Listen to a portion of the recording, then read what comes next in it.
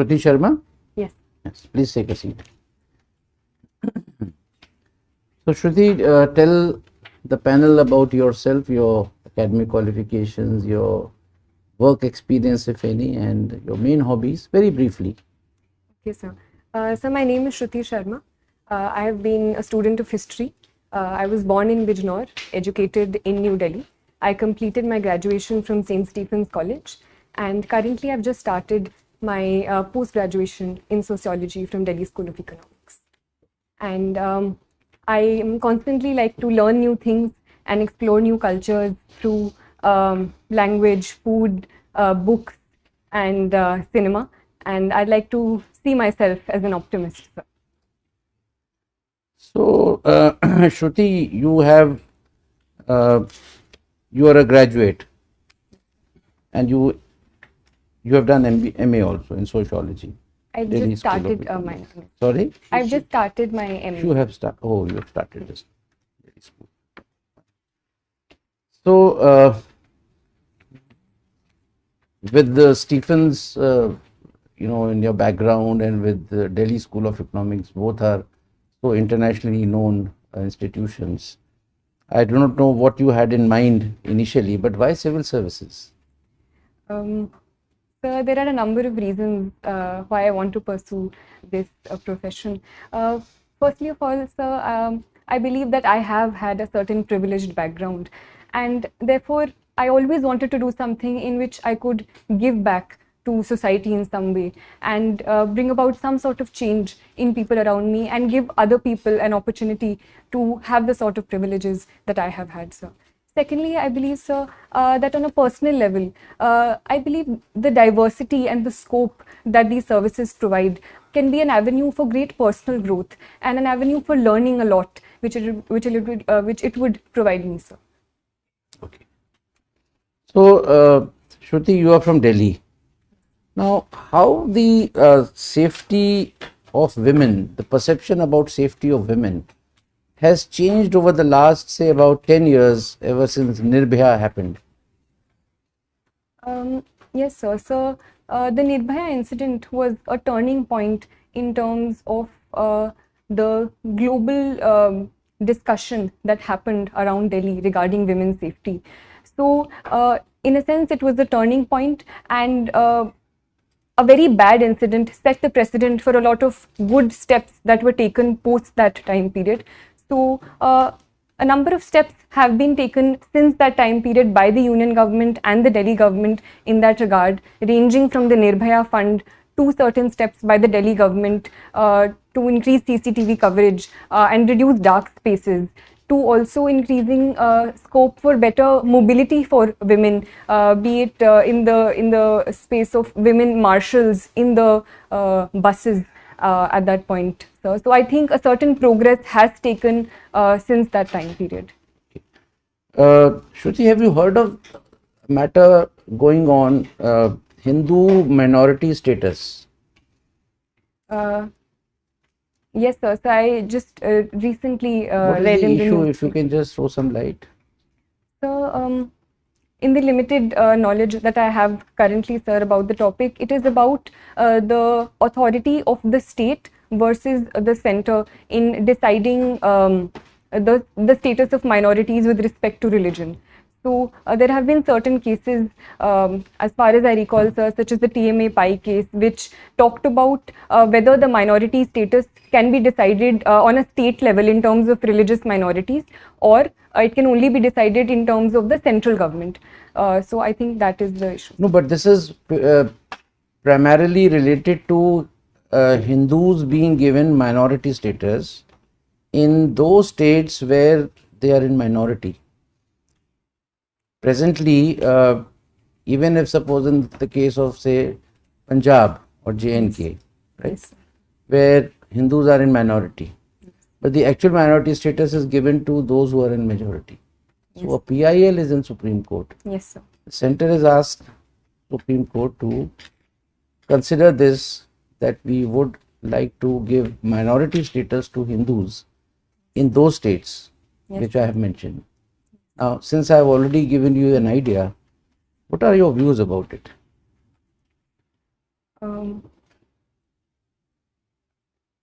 So, the Constitution of India does protect the status of minorities in India as a whole.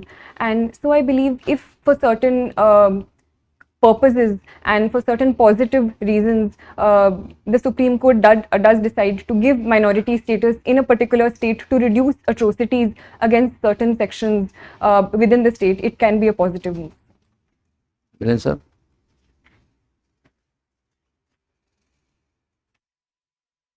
Question, I'll take it on. You see, the Supreme Court does it. Supreme Court in no way is in a position to stop atrocities. It will only adjudicate a matter in view of the constitutional scheme. What does the Constitution provide? So how do you think it would stop atrocities on minorities, religious minorities at that?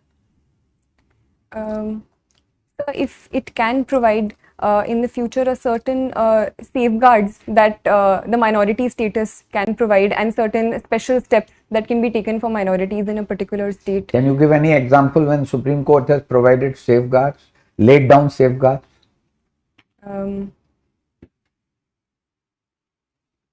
You heard of Vishakha's case?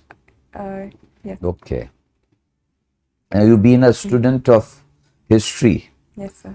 Who do you think, whom would you rate as a foremost historian of the later Mughals period? So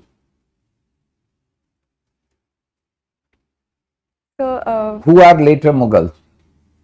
So I would say the period after the so-called fall of the Mughals or the decline of the Mughals, so post Aurangzeb, so would possibly be regarded So you as the think later Mughals. beyond Aurangzeb are the later Mughals? Yes, sir. So which are not considered so high and mighty in the course of their achievements. Okay. Recently there has been a talk. Certain people feel that there is a need to review and rewrite India's history. What is your take on that? So I personally believe that the writing and rewriting of history has been a continuous part and parcel of history since time and forever. And I believe rewriting of history is always a positive step. But at the same time, I believe this rewriting should be based on certain facts that history recognizes and the range of sources that history as a discipline recognizes. So if the rewriting is done in that regard, it can only lead to more positive debate and discussion in the long term. What do you understand by Warsaw Pact? So the Warsaw Pact was a pact signed in 1955 in the context of the Cold War, led by the Soviet Union. It was a security pact formed in the context of the formation of the NATO and an opposition to the NATO, sir. I have another question from history, on history. What was standstill agreement? Sir, I can't recollect at this point. Okay. In your resume, I found that you took part in parliamentary debates. Now, how are the at school or college level debates different than parliamentary debates? Sir, in college there are a number of formats of debate we participated in, ranging from parliamentary debate to conventional debating to turncoat style of debating, and there were a lot of variations there.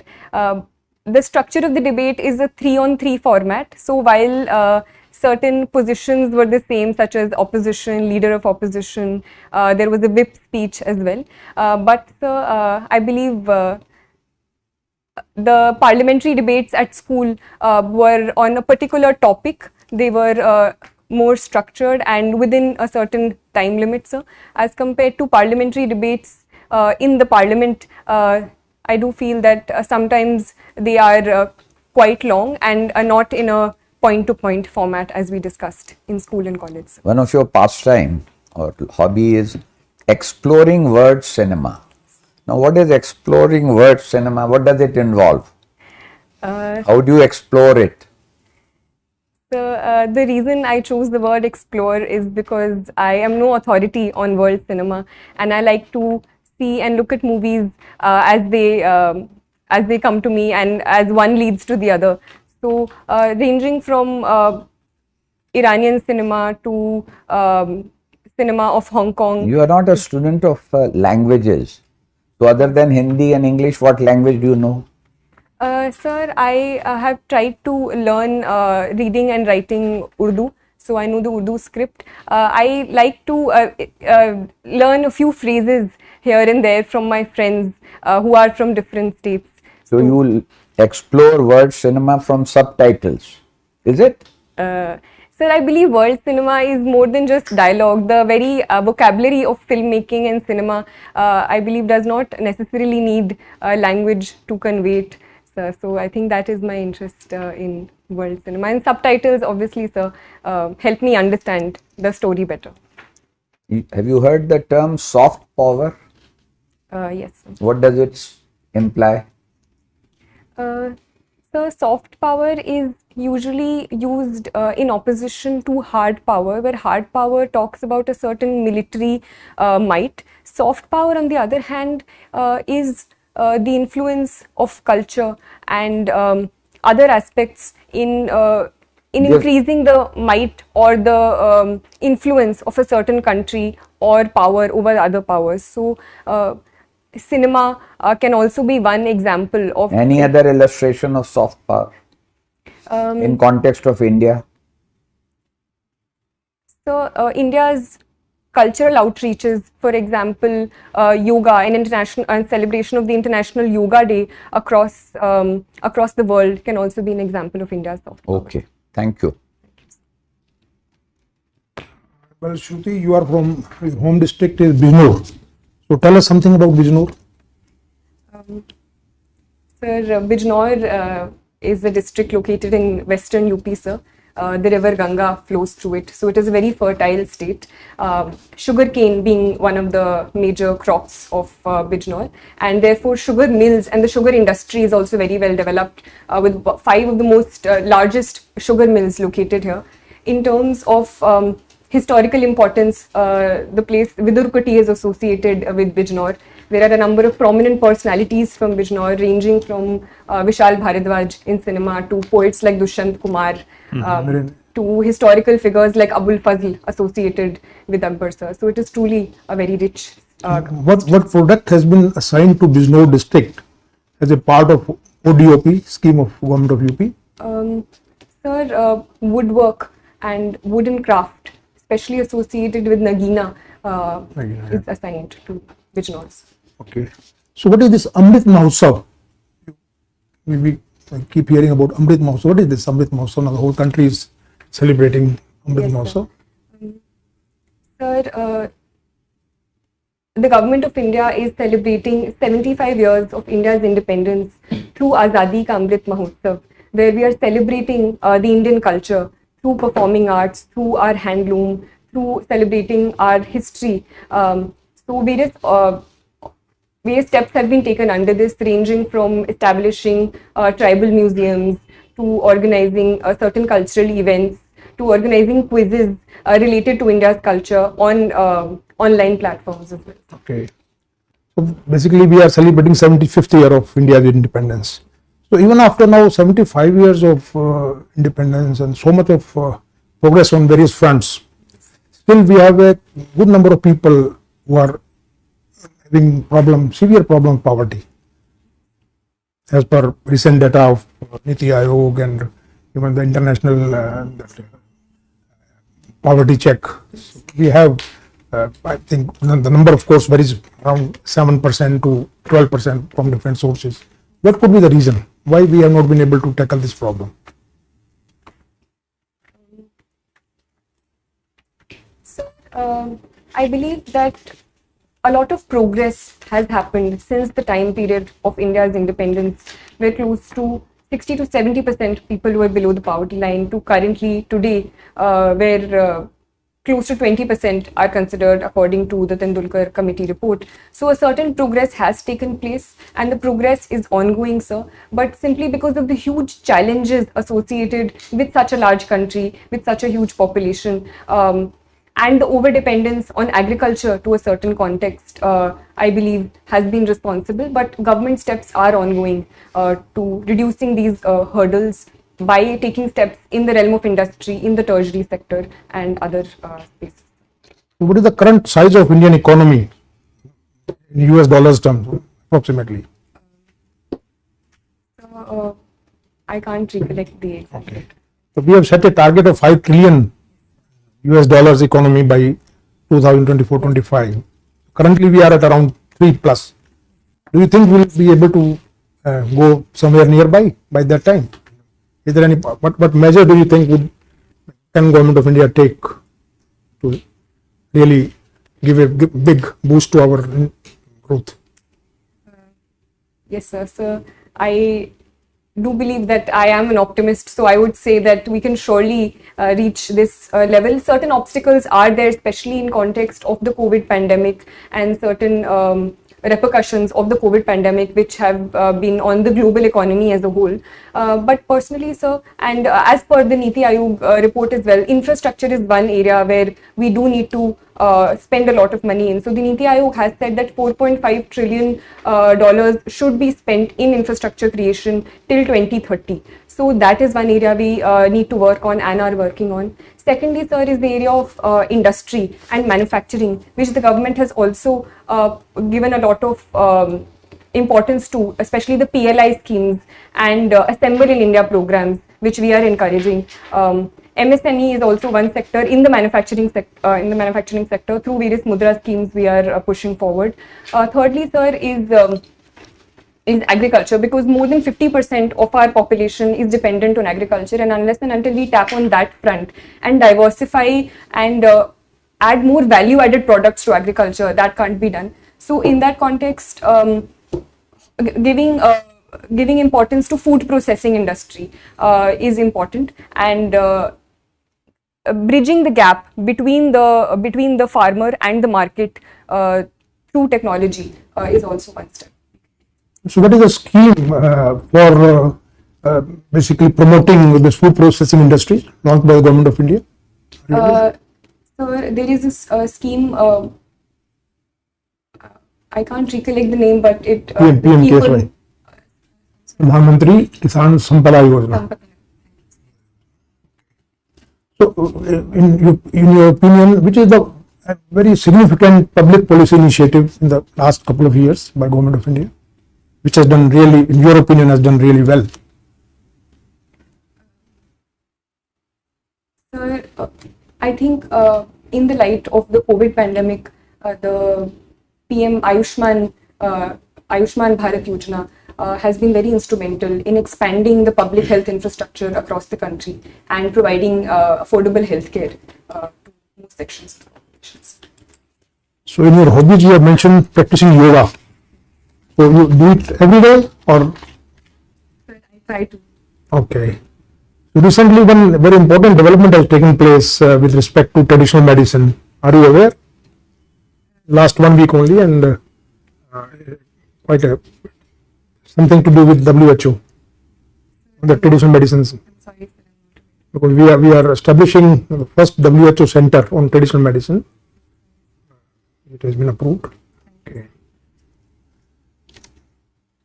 So now, as civil servant, what do you think that you will be, with your knowledge, with your experience, with your education, how do you think you will be fitting into that view of civil servant?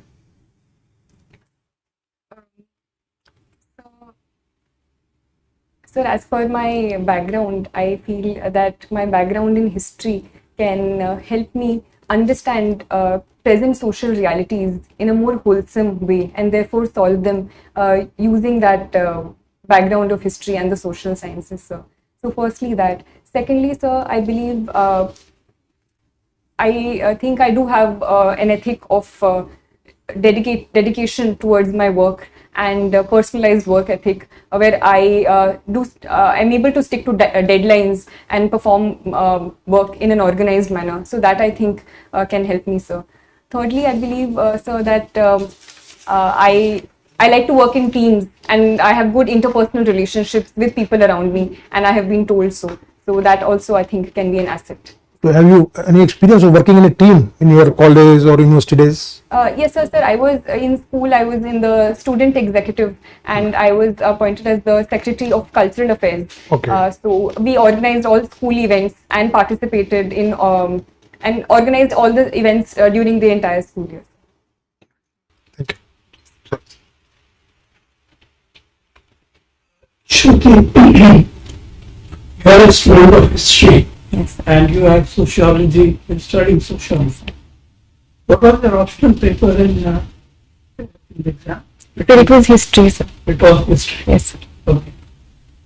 What stand has India taken on the Ukraine war? So India has taken multiple stand on the Ukraine war. It has taken a very assertive stand in first and foremost condemning the violence perpetrated by both sides. So, and it says that it is bound by the UN Charter and stands for UN Charter and territorial integrity and sovereignty of any nation. It has also been talking to both sides and arguing for and asking for a position of dialogue and diplomacy to solve the war and a complete cessation of conflicts. What is India's voting record in the UN Security Council and General Assembly? Sir, I'm sorry, sir. In the context of the Ukraine war, so India has abstained from any resolutions by either of the two sides condemning the other. Sir. Is abstaining meaningful, or does it mean that doesn't mean anything?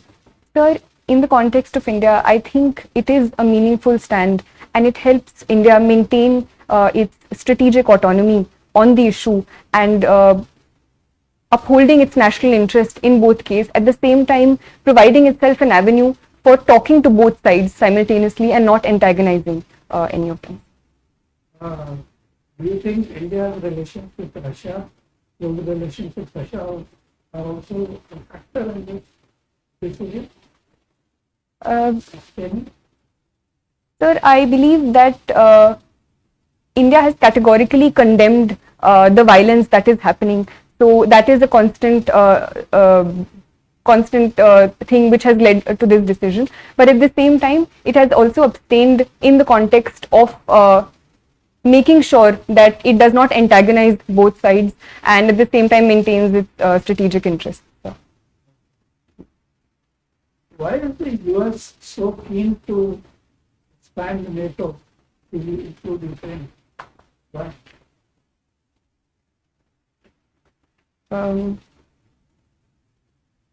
So, in my limited understanding, I would say simply in terms of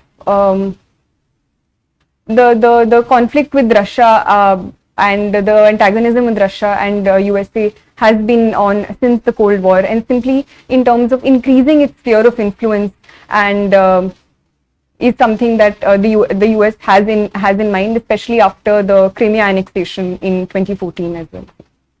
What did Biden say in his speech in Poland? He came out with the real intention to, what was his real intention in extending NATO, including Ukraine? Sir, I'm not aware about this exact He said statement. we want to change the regime in Moscow. Okay. Regime change. Okay. And Russia is the real time. Okay, second question. You must have read about the partition of India. Yes, sir.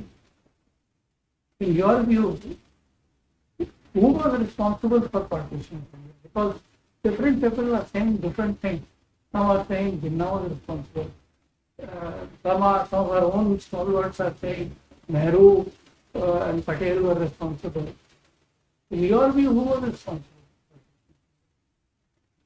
So, So the unique thing about history is that we never get very direct answers in any case. So there is always a conflict of interest. And I personally believe it was a sum of many things together which led to the partition. And it was especially the political developments which happened in 1946 and 1947 due to the political violence and the violence which happened in Bengal and Punjab during that time, starting from the Direct Action Day, as well as the role of certain politicians such as Jinnah, and the political mobilization that happened after that, which ultimately led to the partition, along with the role of the British governments. Who was the person or the party responsible for demanding the partition of India? Sir, it was the Muslim League led by Jinnah. Masters in sociology. Okay. So tell me, is an individual shaped by society? Yes, sir. Sir, I do believe that an individual, right from his or her birth, is constantly shaped by the society he or she lives in. Okay. Okay. What is your view on taxation on digital currency?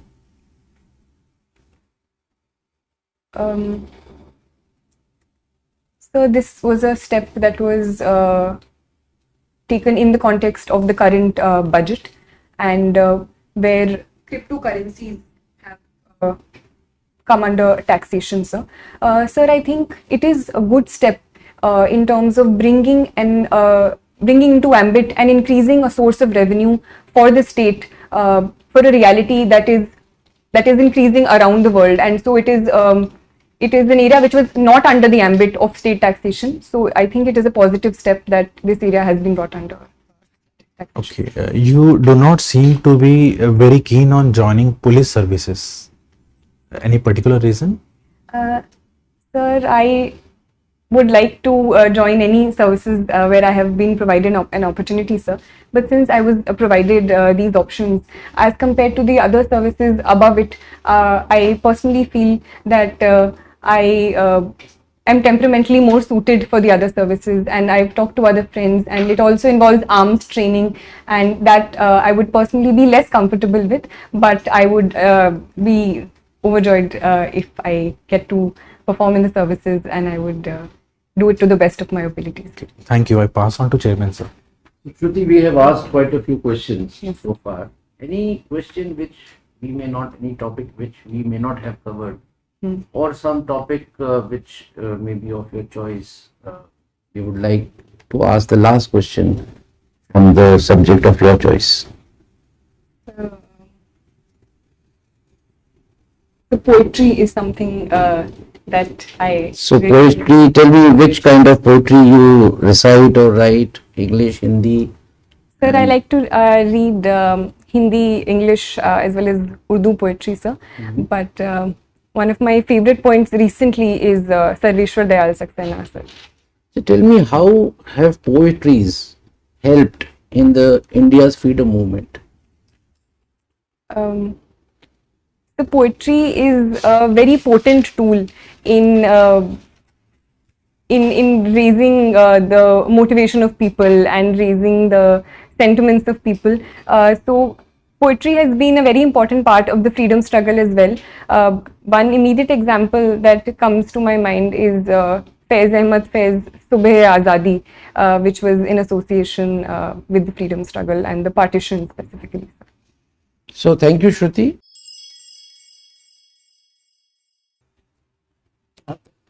So Shruti, we have good 10 minutes for feedback. You know, our strong point is that we give, so long as you say that I don't need anything more to know, we will not let you go. Okay, so give your own assessment about how your performance. Sir, I think my performance was okay, sir. There were a few questions that I feel that I could have answered Like? better. So there was a certain question about Ukraine and Russia, where I felt I was repeating myself, so that I But thought, we didn't feel it. okay. What else? So there were a few things I couldn't recollect, like the standstill agreement and things that I think I should have answered, like the Biden speech, as well as a factual question asked by Sir. So there were certain things which I should have known about the yoga and Okay. WHO, which I couldn't recollect at that. Right. So Shruti, the panel's assessment is, one or two questions not answering, not knowing the facts, really doesn't matter. Right? Basically, a test of personality rather than your knowledge at this point in time. Now you were excellent. Your performance was very good, and I would say flawless. But it's always good to identify a few loopholes. Some of them you have identified yourself. So not referring to the answers that you could not give, especially knowledge related, but I will certainly point out your little weakness on the current affairs. Yes. You had not read the newspaper of yesterday, today, and that is why you did not know much about the Hindu minority status matter. Otherwise, you would have, just like other answers, you would have very fluently, you would have answered this. Yes. Number two, we were slightly amazed that when the esteemed member asked you about the how much $1 trillion economy India is, you were just blank. And when he again asked another related question, then you were, you were so fluent and thorough in all the matters, So what made you just keep quiet on that question? Sir, I'm not very good with the facts, and so No. I think I need to brush up on. No, that's okay. So my advice to you is, generally the facts are not asked, right? However, certain macro indicators you're supposed to know.